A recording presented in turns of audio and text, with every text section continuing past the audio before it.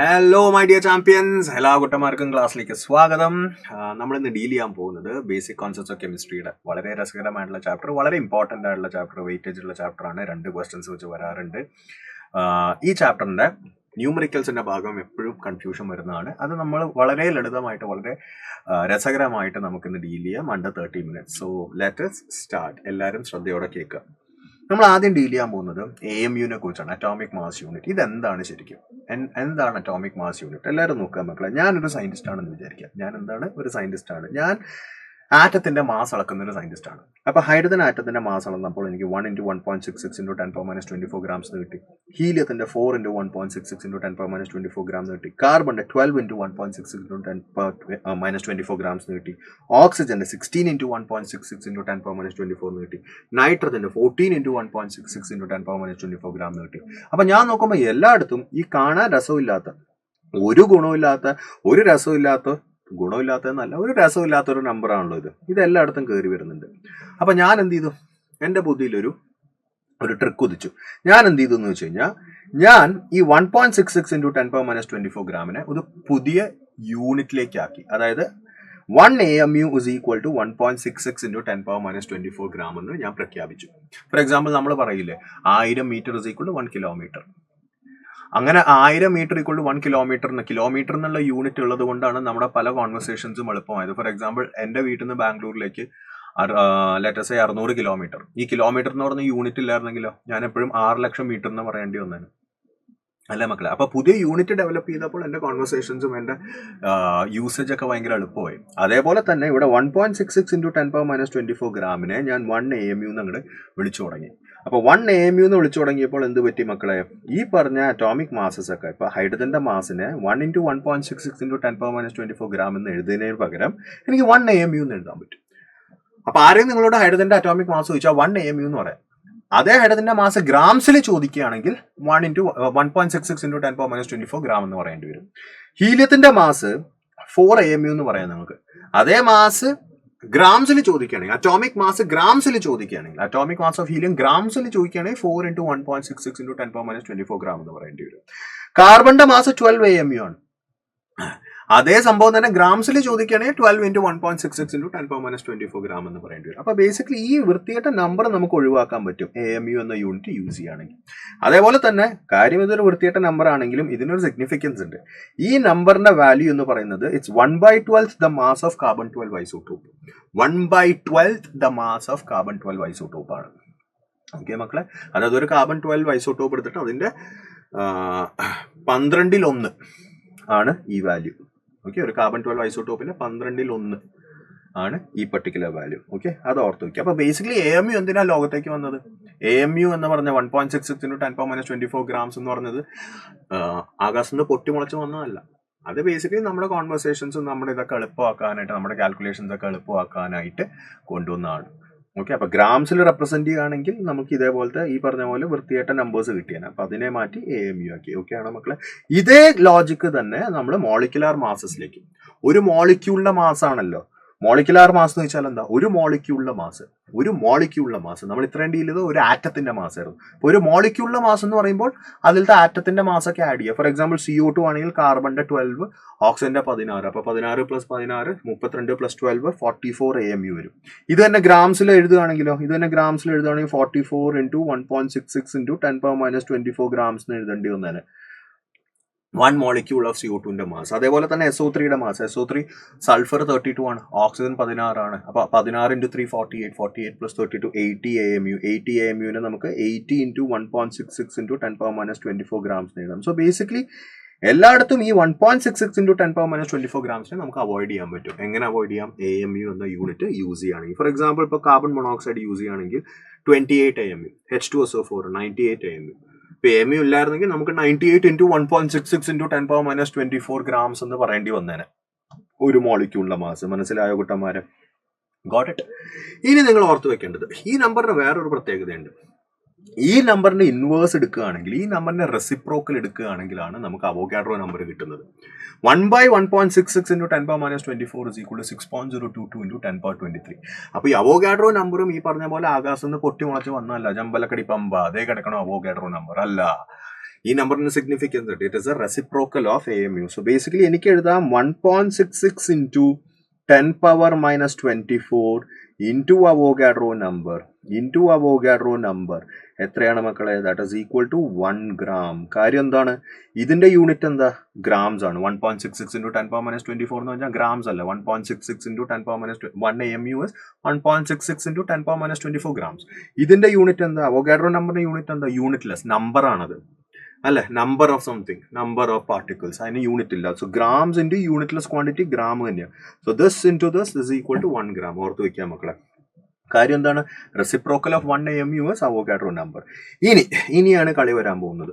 So basically നമ്മൾ ഈ പറഞ്ഞ ഐറ്റത്തിന്റെ ഒക്കെ ഇപ്പൊ അറ്റോമിക് മാസ്, മോളിക്കുലർ മാസ്, ഇപ്പൊ ഐറ്റത്തിന്റെ അറ്റോമിക് മാസ് 1 AMU, അതിന്റെ മോളാർ മാസ് കാൽക്കുലേറ്റ് ചെയ്യുകയാണെങ്കിൽ, മോളാർ മാസ് എന്ന് പറഞ്ഞാൽ എന്താ? മാസ് ഓഫ് 1 മോൾ, ഒരു മോളിന്റെ mass. That means mass of Avogadro number of particles.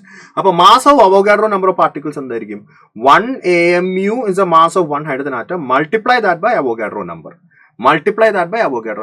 1 AMU into Avogadro number 1 gram. So basically 1 gram ആയിരിക്കും ഹൈഡ്രജന്റെ മോളാർ മാസ്. ഇനി ഇപ്പൊ ഹീലിയത്തിന്റെ അറ്റോമിക് മാസ് 4 AMU. അപ്പൊ മോളാർ മാസ് എന്തായിരിക്കും? 4 AMU into Avogadro number. AMU into Avogadro number 1 ആണ്. അപ്പൊ into 4 grams വരും. 4 AMU into Avogadro number എന്ന് പറയുമ്പോൾ 1 AMU into Avogadro number is 1 gram. അപ്പൊ 4 AMU into Avogadro number is 4 grams. So basically ഇവിടെ 4 grams കിട്ടും. ഇനി കാർബണിന്റെ അറ്റോമിക് മാസ് 12 AMU ആണ്. അപ്പൊ 12 AMU ഇൻറ്റു അവോഗാഡ്രോ നമ്പർ എത്രയായിരിക്കും മക്കളെ? 12 grams കിട്ടും. സോ ബേസിക്കലി മോളാർ മാസിന് നമ്മൾ വേറൊരു നമ്പർ ഓർത്ത് വെക്കേണ്ട ആവശ്യമില്ല. സെയിം നമ്പർ തന്നെ, യൂണിറ്റ് ഡിഫറെന്റാ. അറ്റോമിക് മാസസിനും മോളിക്കുലാർ മാസസിനും ശ്രദ്ധിക്കുക. Atomic mass and molecular mass എന്ന് പറയുന്നത് ഒരു ആറ്റത്തിന്റെ മാസ് അല്ലെങ്കിൽ ഒരു മോളിക്യൂളിന്റെ മാസ്. അവിടെയാണ് നമ്മൾ AMU വെച്ചിട്ടുള്ള കളികൾ നടത്തുന്നത്. മോളാർ മാസ് എന്ന് പറയുമ്പോൾ ഒരു mole of 1 mole of carbon atom അല്ലെങ്കിൽ 1 mole of carbon dioxide, അതിന്റെ മാസ് എപ്പോഴും ഗ്രാംസിലായിരിക്കും റെപ്രസെന്റ് ചെയ്യുന്നത്. പക്ഷെ സെയിം മാഗ്നിറ്റ്യൂഡ്. അത് തന്നെ രണ്ട് വാല്യൂ ഓർത്ത് വെക്കേണ്ട ആവശ്യമില്ല. ഫോർ എക്സാമ്പിൾ ഇപ്പൊ നൈട്രത്തിന്റെ atomic mass 14 AMU, molar mass 14 grams. SO3യുടെ atomic molecular mass is 80 AMU. അപ്പൊ മോളാർ മാസ് 80 grams. H2SO4ന്റെ മോളിക്കുലാർ മാസ് 98 AMU. അപ്പൊ മോളാർ മാസ് എത്രയാ? 98 grams. മനസ്സിലായോ മക്കളെ? Is a clear? വളരെ വളരെ വളരെ ഇമ്പോർട്ടന്റ് ആയിട്ടുള്ള കാര്യങ്ങളാണിത്. വളരെ ഈസി ടു അണ്ടർസ്റ്റാൻഡുമാണ്.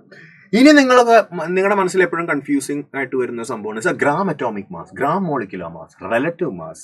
മക്കളെ വളരെ സിമ്പിളാണ്. ഗ്രാം അറ്റോമിക് മാസ് എന്ന് വെച്ച് കഴിഞ്ഞാൽ ഒരു ആറ്റത്തിന്റെ molar mass. For example, what is a gram atomic mass of carbon? Molar mass of carbon എത്രയാ? 12 grams. What is a gram atomic mass of nitrogen? 14 grams. What is a gram atomic mass of oxygen? 16 grams. അത് തന്നെ gram molecular mass ആണെങ്കിൽ molar mass of a molecule. Okay, for example, what is a gram molecular mass of carbon dioxide? 44 grams. What is a gram molecular mass of carbon monoxide? 28 grams. What is a gram molecular mass of, let us say, methane?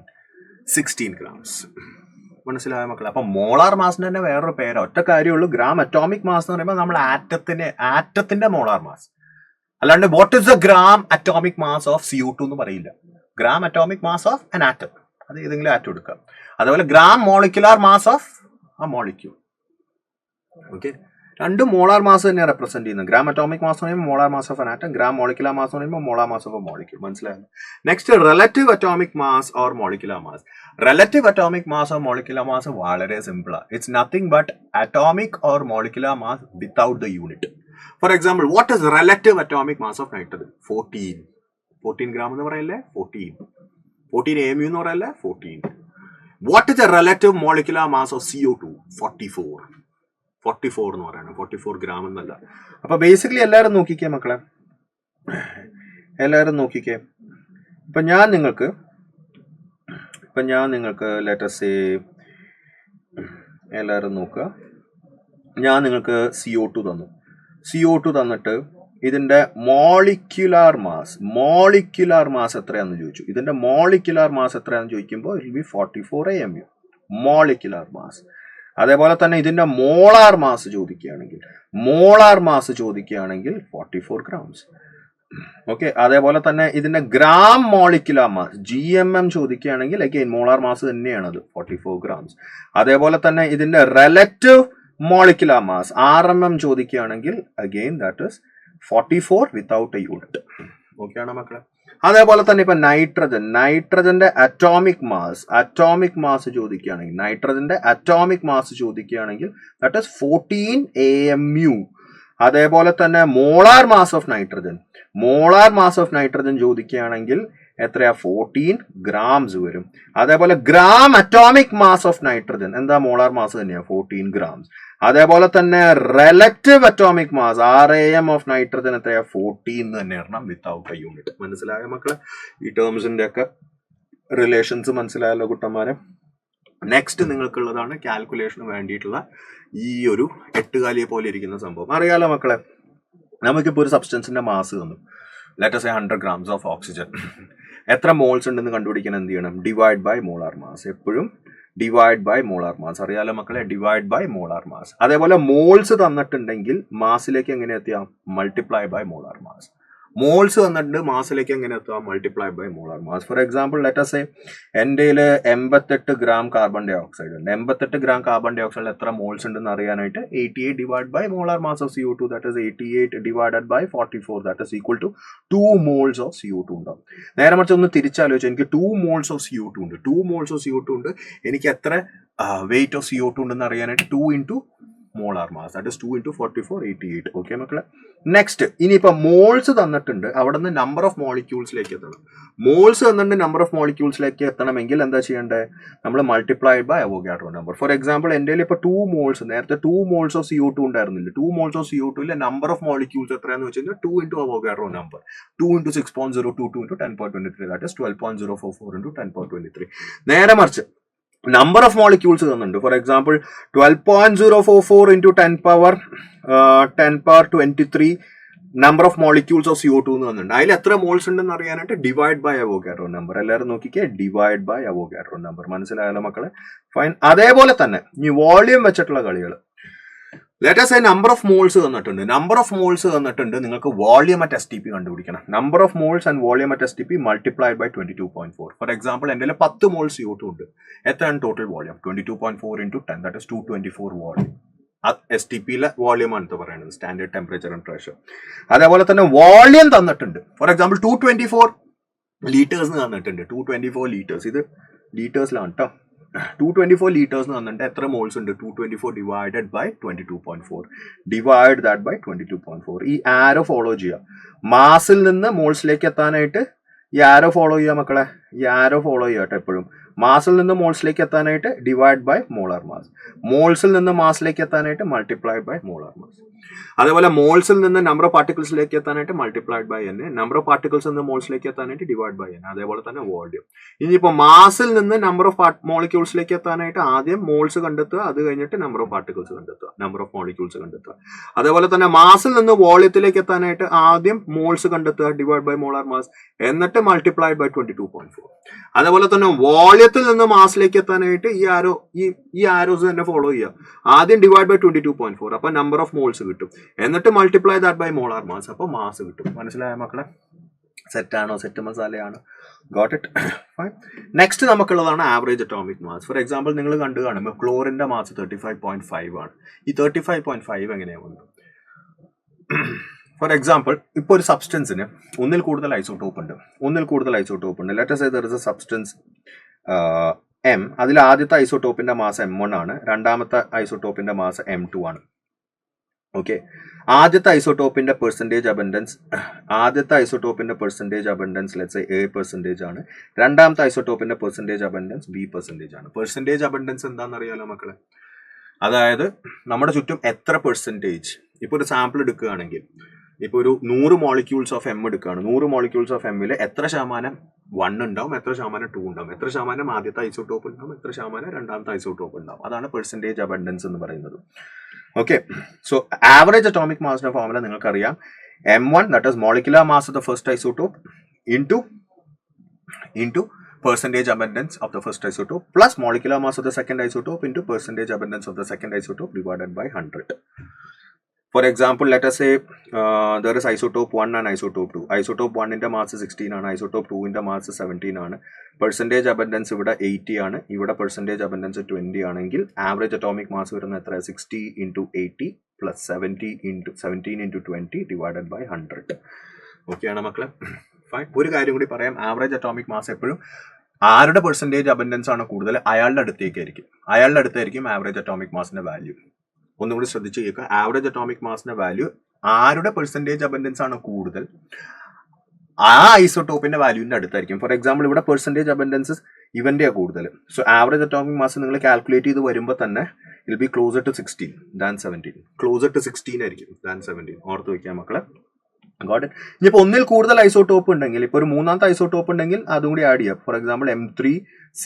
M3 എന്ന് വെച്ച് കഴിഞ്ഞാൽ molar mass of that isotope, C എന്ന് വെച്ച് കഴിഞ്ഞാൽ percentage abundance of that isotope. ഓക്കെയാണ് മക്കളെ? Set ആണല്ലോടാ. അപ്പൊ അടുത്ത നമുക്ക് percentage composition of N element. സ്ഥിരമായിട്ട് നീറ്റിൽ വരുന്ന ചോദ്യമാണ് percentage composition of N element.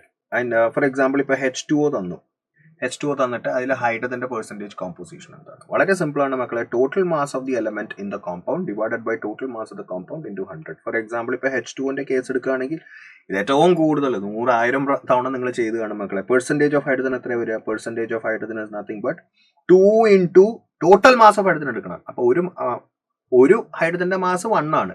അപ്പോൾ ടോട്ടൽ മാസ് പറയുമ്പോൾ 2 into 1 divided by total mass of the compound എത്ര? 18 ഇൻടു 100 വരും അല്ലേ മക്കളെ? So basically that is 100 divided by 9%. ഓക്കെയാണ് മക്കളെ? 11.11 വരും. അതേപോലെ തന്നെ പെർസെൻറ്റേജ് ഓഫ് ഓക്സിജൻ എത്രയാണ്? പെർസെൻറ്റേജ് ഓഫ് ഓക്സിജൻ ശരിക്കും പറഞ്ഞാൽ 100 മൈനസ് ഇത് ചെയ്താൽ മതി. എന്നാലും ഞാനിവിടെ ഫോർമുല കാണിച്ചു തരാം. ടോട്ടൽ പെർസെൻറ്റേജ് എപ്പോഴും 100 ആയിരിക്കുമല്ലോ. ഇപ്പോൾ ഇവിടെ ഹൈഡ്രജനും ഓക്സിജനും മാത്രമേ ഉള്ളൂ. ഹൈഡ്രജന്റെ പെർസെൻറ്റേജ് ഇത്രയാണെങ്കിൽ 100/9 ആണെങ്കിൽ ഓക്സിജന്റെ പെർസെൻറ്റേജ് 100 മൈനസ് 100/9 ആയിരിക്കും അല്ല, because sum of percentages will be equal to 100 അല്ലേ മക്കളെ? So basically percentage of oxygen എത്രയായിരിക്കും ഇവിടെ വരാൻ പോകുന്നത്? Mass of oxygen 16 divide by 18 into 100 അല്ലേ മക്കളെ? സെറ്റാണോ? ഓക്കെ ആണോ മക്കളെ? ഓക്കെ മക്കളെ, നമുക്ക് അടുത്ത സ്റ്റോക്കിയോമെട്രി കാൽക്കുലേഷനിലേക്ക് കിടക്കാം. പലർക്കും കൺഫ്യൂസിംഗ് ആയിട്ടുള്ള ഒരു ഭാഗമാണ്. വളരെ സിമ്പിൾ ആയിട്ട് നമുക്ക് ഇതിലേക്ക് കിടക്കാം. ആദ്യം നമുക്ക് ഇതിന് ടൈപ്പ് ഓഫ് ക്വസ്റ്റ്യൻസ് എങ്ങനെയാണ് വരുന്നത് നോക്കാം. നമുക്ക് ഇങ്ങനെ ഒരു റിയാക്ഷൻ അവർ തരും. ഓക്കെ, ഇതിൽ ആദ്യത്തെ ടൈപ്പ് എന്ന് പറയുന്നത് അവര് ഇതിൽ ഏതെങ്കിലും ഒരു കോമ്പണന്റിന്റെ നമ്പർ ഓഫ് മോൾസ് തരും. ഫോർ എക്സാമ്പിൾ ലെറ്റസ് സേ ഇപ്പോൾ അവർ പറഞ്ഞിരിക്കുകയാണ്, let's say 10 mole B form ചെയ്തിട്ടുണ്ട്. 10 മോൾ ബി ഫോം ചെയ്തിട്ടുണ്ട്. എന്താണ്? 10 മോൾ ബി ഫോം ചെയ്തിട്ടുണ്ട്. അവർ ചോദിക്കാൻ പോകുന്ന ചോദ്യം എത്ര മോൾസ് ഓഫ് എ വേണമായിരുന്നു? Let's say X moles of A വേണമായിരുന്നു. ആ എക്സിന്റെ വാല്യൂ എന്താണ്? അല്ലെങ്കിൽ എത്ര മോൾസ് ഓഫ് സി ഫോം ചെയ്തിട്ടുണ്ട്? എത്ര മോൾസ് ഓഫ് സി ഫോം ചെയ്തിട്ടുണ്ട്? For example Y moles of C form ചെയ്തിട്ടുണ്ട്. വൈയുടെ വാല്യൂ എന്താണ്? അല്ലെങ്കിൽ Z moles of D form ചെയ്തിട്ടുണ്ട്. സെഡിന്റെ വാല്യൂ എന്താണ്? ഇത് കണ്ടുപിടിക്കാൻ വളരെ എളുപ്പമാണ് മക്കളെ. നമുക്ക് ആരുടെ വാല്യൂ ആണ് തന്നിരിക്കുന്നത്? ബിയുടെ നമ്പർ ഓഫ് മോൾസ് തന്നിട്ടുണ്ട്. അപ്പൊ അതെടുക്കുക, divide by the stoichiometric coefficient of that component. ഇപ്പൊ ബിയുടെ വാല്യൂ ആണല്ലോ തന്നിരിക്കുന്നത് 10. അപ്പൊ അതിന്റെ തന്നെ സ്റ്റോക്കിയോമെട്രിക് കോഎഫിഷ്യന്റ് ആയിട്ട് ഡിവൈഡ് ചെയ്യുക. 10/3 വിൽ ബി ഈക്വൽ ടു, നമുക്കിപ്പോൾ ആരുടെ കണ്ടുപിടിക്കേണ്ടത്? എയുടെ കണ്ടുപിടിക്കണം. Will be equal to x/2. ഇതിൽ നിന്ന് എക്സിന്റെ വാല്യൂ ഈസിലി കിട്ടില്ലേ? ഇതിൽ നിന്ന് എക്സിന്റെ വാല്യൂ എത്രയായിരിക്കും? 20/3. ഇനിയിപ്പോൾ നമുക്ക് വൈയുടെ വാല്യൂ കണ്ടുപിടിക്കണം എന്ന് വിചാരിക്കാം. സെയിം സംഭവം തന്നെ. 10/3 will be equal to y divided by stoichiometric coefficient of C. നമ്മളിവിടെ x/2 എങ്ങനെയാണ് ചെയ്തത്? x/2 എന്ന് വെച്ച് കഴിഞ്ഞാൽ എക്സ് നമ്മൾക്ക് കണ്ടുപിടിക്കാനുള്ളത്, 2 എന്ന് വെച്ച് കഴിഞ്ഞാൽ എയുടെ സ്റ്റോക്കിയോമെട്രിക് കോഎഫിഷ്യന്റ്. ഇനിയിപ്പോൾ y കണ്ടുപിടിക്കണം. അപ്പൊ 10/3 is equal to y divided by stoichiometric coefficient of C. അപ്പൊ ഇതിൽ നിന്ന് വൈയുടെ വാല്യൂ ഈസിലി കിട്ടും. നമുക്ക് 40/3 എന്ന് കിട്ടും. ഇനിയിപ്പോൾ z കണ്ടുപിടിക്കണം. z കണ്ടുപിടിക്കണം എന്ന് വിചാരിക്കുക. z കണ്ടുപിടിക്കണമെങ്കിൽ ഇതേപോലെ തന്നെ 10/3 is equal to z/1. Stoichiometric coefficient of D എന്താണ്? 1 ആണ്. മനസ്സിലായോ മക്കളെ? ഫൈൻ. വളരെ സിമ്പിൾ ആയിട്ടുള്ള ട്രിക്ക്. അപ്പൊ നിങ്ങൾ ചോദിക്കും, സർ ഏതിന്റെ വാല്യൂ തന്നാലും ഇങ്ങനെ ചെയ്യാൻ പറ്റും? ഏതിന്റെ വാല്യൂ തന്നാലും ഇങ്ങനെ ചെയ്യാൻ പറ്റും. ഫോർ എക്സാമ്പിൾ ഇപ്പോൾ അവർ സിയുടെ നമ്പർ ഓഫ് മോൾസ് തന്നു, 5 ആണെന്ന് തന്നിട്ടുണ്ട്. 5 moles of C is produced. Question എങ്ങനെയാണ്? ഈ ഒരു reaction 5 moles of C is produced in the container. എത്ര മോൾസ് ഓഫ് എ വേണ്ടി വന്നു? എത്ര മോൾസ് ഓഫ് ബി വേണ്ടി വന്നു? എത്ര മോൾസ് ഓഫ് ഡി ഫോംഡ് ആയി? സെയിം സംഭവം തന്നെ. തന്നക്കണ വാല്യൂ എടുക്കുക, ഡിവൈഡ് ദാറ്റ് ബൈ തന്നക്കണ ആളുടെ സ്റ്റോക്കിയോമെട്രിക് കോഎഫിഷ്യന്റ്, അതായത് 5/4. That will be equal to, ഇനിയിപ്പോൾ കണ്ടുപിടിക്കണം ആളുടെ എക്സ്. ഇപ്പൊ എ കണ്ടുപിടിക്കണം, എയുടെ number of moles of A കണ്ടുപിടിക്കണം എന്ന് വെച്ചാൽ അപ്പൊ X divided by stoichiometric coefficient of A. Stoichiometric coefficient of A എത്രയാണ്? 2. അപ്പൊ that means X is equal to 2നെ അപ്പുറത്തെ സൈഡിലേക്ക് എടുക്കുമ്പോൾ 10/4 എടുക്കും. ഇനിയിപ്പോ number of moles of B required, again 5/4 is equal to y/3. y/3 എങ്ങനെ കിട്ടിയ? Number of moles of B y ആണ്, സ്റ്റോക്കിയോമെട്രിക് കോഎഫിഷ്യന്റ് ഓഫ് ബി 3 ആണ്. അപ്പൊ ഇതിൽ നിന്ന് വൈയുടെ വാല്യൂ നമുക്ക് 15/4 എന്ന് കിട്ടും അല്ലെ? 3നെ അപ്പുറത്തെ സൈഡിലേക്ക് എടുത്താൽ. സോ ഇതാണ് ട്രിക്ക്. ഇനിയിപ്പോ ഇനിയിപ്പോ അവര് നമ്പർ ഓഫ് മോൾസ് അല്ല മാസ് തന്നിട്ടുണ്ടെന്ന് വിചാരിക്കാം. ലെറ്റ് us say മാസ് തന്നിട്ടുണ്ടെന്ന് വിചാരിക്കാം. For example let us say 100 grams of B തന്നിട്ടുണ്ട്. What will be the weight of C produced? Mass തന്നിട്ടുണ്ടെങ്കിൽ നിങ്ങൾ ആദ്യം ചെയ്യേണ്ടത് അതിനെ മോൾസിലേക്ക് കൺവേർട്ട് ചെയ്യുക. എന്നിട്ട് നമ്മൾ ഈ പറഞ്ഞ ടെക്നിക്ക് യൂസ് ചെയ്യുക. അപ്പൊ മോൾസിലേക്ക് കൺവേർട്ട് ചെയ്യുമ്പോൾ നമുക്ക് മോൾസ് ഓഫ് ബി കിട്ടും. അപ്പൊ മോൾസിലേക്ക് എങ്ങനെ കൺവേർട്ട് ചെയ്യാൻ നിങ്ങൾക്കറിയാം. Mass divided by molar mass ചെയ്താൽ ബിയുടെ നമ്പർ ഓഫ് മോൾസ് കിട്ടും. എന്നിട്ട് നമ്മൾ നേരത്തെ പറഞ്ഞ ട്രിക്ക് ചെയ്യാം. അപ്പൊ അതിൽ നിന്ന് number of moles of C കിട്ടി കഴിഞ്ഞു കഴിഞ്ഞാൽ പിന്നെ അതിൽ നിന്ന് വെയിറ്റ് ഓഫ് സി കിട്ടും. ഫോർ എക്സാമ്പിൾ എല്ലാവരും നോക്കിക്കേ, ഈ ഒരു ഇക്വേഷൻ നോക്കാം.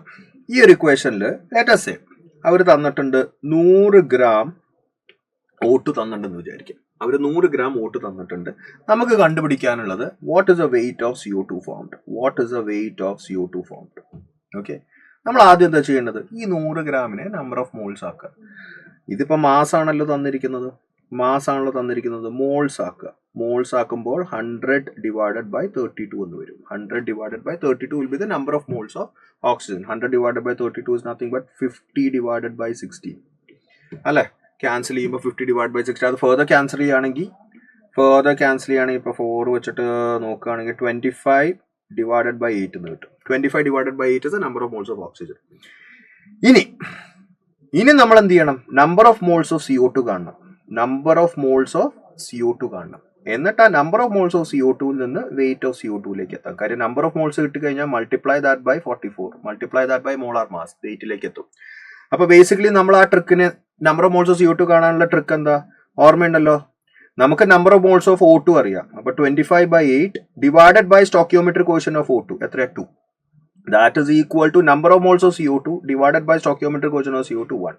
സോ ദാറ്റ് മീൻസ് എക്സിന്റെ വാല്യൂ എത്രയായി മക്കളെ? 25/16. 25/16 ആണ് എക്സിന്റെ, അതായത് number of moles of CO2. 25/16. അപ്പൊ മാസ് ഓഫ് CO2 എത്ര?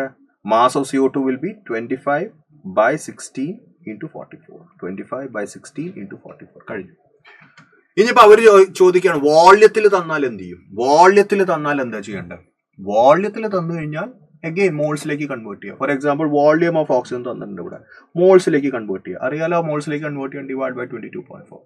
മോൾസിലേക്ക് കൺവേർട്ട് ചെയ്തിട്ട് നമ്പർ ഓഫ് മോൾസ് ഓഫ് ആരുടെ വെയിറ്റ് ആണ് കണ്ടുപിടിക്കുക. ഇപ്പൊ for example wait of CO2 കണ്ടുപിടിക്കണം എന്ന് വിചാരിക്കുക. വോള്യൂം ഓഫ് ഓക്സിജൻ തന്നിട്ടുണ്ട്. അപ്പോൾ വോള്യൂം ഓഫ് ഓക്സിജനിൽ നിന്ന് നമ്പർ ഓഫ് മോൾസ് ഓഫ് ഓക്സിജനിലേക്ക് എത്തുക. Number of moles of oxygen വെച്ചിട്ട് നമ്പർ ഓഫ് മോൾസ് ഓഫ് CO2ലേക്ക് എത്തുക. Number of moles of CO2 നിന്ന് വെയിറ്റ് ഓഫ് CO2ലേക്ക് എത്തുക. മനസ്സിലായോ മക്കളെ? ഫൈൻ. അപ്പൊ ഏത് ടൈപ്പ് ക്വസ്റ്റ്യൻ വന്നാലും ആദ്യം മോൾസിലേക്ക് ആക്കാൻ നോക്കുക, എന്നിട്ട് സാറ് പറഞ്ഞ ട്രിക്ക് യൂസ് ചെയ്യാം. ഓക്കെയാണോ മക്കളെ? ഫൈൻ. അടുത്തത് നമുക്കുള്ളത് ലിമിറ്റിംഗ് റിയേജന്റ് കണ്ടുപിടിക്കാനുള്ള trick. Four example let us say നമുക്ക് ഇങ്ങനെ ഒരു റിയാക്ഷൻ ഉണ്ട്. AA plus BB giving you CC plus DD. Okay, അവര് ലിമിറ്റിംഗ് റിയേജന്റ് ക്വസ്റ്റ്യൻസിൽ എപ്പോഴും ശ്രദ്ധിക്കുക. ലിമിറ്റിംഗ് റിയേജന്റ് ക്വസ്റ്റ്യൻസിൽ രണ്ട് റിയാക്ടൻസിന്റെയും നമ്പർ ഓഫ് മോൾസോ വെയിറ്റോ എന്താന്ന് വെച്ചാൽ തന്നു കാണും. ഫോർ എക്സാമ്പിൾ ഇപ്പൊ എയുടെയും ബിയുടെയും നമ്പർ ഓഫ് മോൾസ് തന്നിട്ടുണ്ട്. എയുടെ നമ്പർ ഓഫ് മോൾസ് 10 എന്ന് തന്നിട്ടുണ്ട്, ബിയുടെ നമ്പർ ഓഫ് മോൾസ് 15 തന്നിട്ടുണ്ട്. എന്നിട്ട് അവർ ചോദിക്കുകയാണ് ഏതാണ് ലിമിറ്റിംഗ് റിയേജന്റ്. വളരെ സിമ്പിളാ മക്കളെ. ലിമിറ്റിംഗ് റിയേജന്റ് കണ്ടുപിടിക്കാനായിട്ട് എയുടെ വാല്യൂ ഡിവൈഡഡ് ബൈ എയുടെ സ്റ്റോക്കിയോമെട്രിക് കോഫിഷ്യന്റ് കണ്ടുപിടിക്കുക. ബിയുടെ വാല്യൂ ഡിവൈഡഡ് ബൈ ബിയുടെ സ്റ്റോക്കിയോമെട്രിക് കോഫിഷ്യന്റ് കണ്ടുപിടിക്കുക. എന്നിട്ട് ഇതിൽ ആരാണോ ലോവർ അതായിരിക്കും limiting reagent. whichever is lower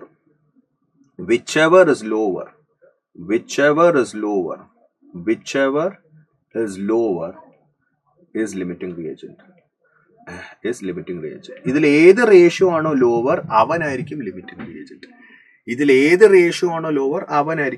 reagent. For example എല്ലാവരും നോക്കിക്കേ മക്കളെ, 2A plus 3B giving you 4C plus D. Let us say moles of A തന്നിട്ടുണ്ട് 7 മോൾ എന്ന് തന്നിട്ടുണ്ട്, മോൾസ് ഓഫ് B തന്നിട്ടുണ്ട് 8 മോൾ എന്ന് തന്നിട്ടുണ്ട്. ഇതിൽ ലിമിറ്റിംഗ് റിയേജന്റ് ഏതാണ് എന്ന് കണ്ടുപിടിക്കണം. ആദ്യം എന്താ ചെയ്യേണ്ട? 7 divided by 2. എയുടെ വാല്യൂ ഡിവൈഡ് ബൈ എയുടെ സ്റ്റോക്കിയോമെട്രിക് കോഷ്യൻ, അതേപോലെ ബിയുടെ നമ്പർ ഓഫ് മോൾസ് അല്ലെങ്കിൽ ബിയുടെ വാല്യൂ ഡിവൈഡ് ബൈ ബിയുടെ സ്റ്റോക്കിയോമെട്രിക് കോഷ്യൻ. 7/2 എന്ന് പറയുമ്പോൾ 3.5 ആണ് വരിക. 8/3 എന്ന് വരുമ്പോൾ ഇറ്റ്സ് ക്ലോസ് ടു 2. എന്തായാലും 3 താഴ്ത്താ വരിക അല്ലെ. ഇത് 3.5 ആണ്. 7/2 is what? 7/2 is 3.5 അല്ലെ. 8/3 എന്ന് പറയുമ്പോൾ 8/3 നിങ്ങൾ ചെയ്തു നോക്കിയാൽ തന്നെ മനസ്സിലാവും. It will be close to 2.6 അടുത്താ വരിക അല്ലെ. 2.6 അടുത്താ വരിക. This will be equal to 2.6. So basically this is greater. 3.5 is greater than 2.6. So obviously limiting reagent is B. Limiting reagent B ആണ്. ഇനി അത് വെച്ചിട്ട് അവർക്ക് വീണ്ടും ക്വസ്റ്റ്യൻസ് ചോദിക്കാം. അത് വെച്ചിട്ട് അവർക്ക് ചോദിക്കാം what is the number of moles of C formed, അല്ലെങ്കിൽ what is the number of moles of D formed. Once limiting reagent കിട്ടിക്കഴിഞ്ഞാൽ പിന്നെ ലിമിറ്റിംഗ് റിയേജന്റിനെ വെച്ചിട്ട് നമ്മൾ ആദ്യം പഠിപ്പിച്ച ട്രിക്ക് യൂസ് ചെയ്യുക. ഫോർ എക്സാമ്പിൾ ഇപ്പൊ എക്സും വൈയും കണ്ടെത്തണം. Number of moles of C formed, number of moles of D formed കണ്ടെത്തണം. വളരെ സിമ്പിളാ മക്കളെ. സാർ ആദ്യം പഠിപ്പിച്ച ട്രിക്ക് ഓർമ്മയുണ്ടല്ലോ. ഇപ്പൊ ഒരാളുടെ വാല്യൂ തന്നിട്ടുണ്ടെങ്കിൽ അയാളുടെ value divide by stoichiometric coefficient ചെയ്യാം. ഇവിടെ ലിമിറ്റിംഗ് റിയേജന്റ് കണ്ടെത്തി കഴിഞ്ഞാൽ ലിമിറ്റിംഗ് റിയേജന്റിന്റെ വാല്യൂ പിന്നെ ഒന്നും നോക്കണ്ട. ലിമിറ്റിംഗ് റിയേജന്റിന്റെ value divided by its own stoichiometric coefficient. That will be equal to x divided by 4. അപ്പോൾ ഇതിൽ നിന്ന് എക്സിന്റെ വാല്യൂ കിട്ടും 32/3 എന്ന് കിട്ടും. അതേപോലെ തന്നെ limiting reagent value divided by its stoichiometric coefficient is equal to y/1. അപ്പോൾ ഇതിൽ നിന്ന് y-യുടെ വാല്യൂ കിട്ടും 8/3 എന്ന് കിട്ടും. മനസ്സിലായോ മക്കളെ? ഓക്കെ ആണോടാ മക്കളെ? സെറ്റ് ആണ്. അപ്പൊ ലിമിറ്റിംഗ് റിയേജന്റ് ക്വസ്റ്റ്യൻസിൽ നിങ്ങൾ ശ്രദ്ധിക്കണം. 2 റിയാക്ടൻസിന്റെയും വാല്യൂ തന്നതാണ്. അതിൽ നിന്ന് നിങ്ങൾ ഈ ഒരു ട്രിക്ക് ഉപയോഗിച്ചിട്ട് എന്താണ് ആ value divided by stoichiometric coefficient, മറ്റേ value divided by stoichiometric coefficient, എന്നിട്ട് രണ്ടും കമ്പയർ ചെയ്യുക. ഏത് റേഷ്യോ ആണോ സ്മോളർ ആ റിയാക്ടന്റ് ആയിരിക്കും ലിമിറ്റിംഗ് റിയേജന്റ്. പിന്നീട് അങ്ങോട്ടുള്ള കാൽക്കുലേഷന് നമ്മൾ നേരത്തെ യൂസ് ചെയ്ത ട്രിക്ക് യൂസ് ചെയ്യാം. അതായത് ലിമിറ്റിംഗ് റിയേജന്റ് വെച്ചിട്ട് ഇപ്പൊ ഫോർ എക്സാമ്പിൾ ഈ വാല്യൂസ് തന്നിട്ടുണ്ട്. Number of moles of C കണ്ടെത്താനായിട്ട് നമ്മൾ എന്താ ചെയ്യണം? ലിമിറ്റിംഗ് റിയേജന്റ് കണ്ടെത്തിയിട്ട് ലിമിറ്റിംഗ് റിയേജന്റിനെ വെച്ചിട്ട് ആ ട്രിക്ക് യൂസ് ചെയ്യാം. ഏത് trick? 8/3 is equal to x/4. 8/3 will be equal to y/1. മനസ്സിലായോ മക്കളെ? സെറ്റ് ആണോടെ മക്കളെ? ഫോർ എക്സാമ്പിൾ ഞാൻ വേറൊരു ക്വസ്റ്റ്യൻ കൂടി കാണിച്ചു തരാം. 3a plus b giving you 2c plus 5d. Okay, number of moles of A തന്നിട്ടുണ്ടെന്ന് വിചാരിക്കുക. Number of moles of A 10 ആണ്. Number of moles of B ഇത് കുറച്ചും കൂടെ കോംപ്ലിക്കേറ്റഡ് ആക്കാം. സ്റ്റോക്കിയോമെട്രിക് കോഎഫിഷ്യന്റ് നമുക്ക് എന്തും ഇടാം കേട്ടോ. 3a plus 2b giving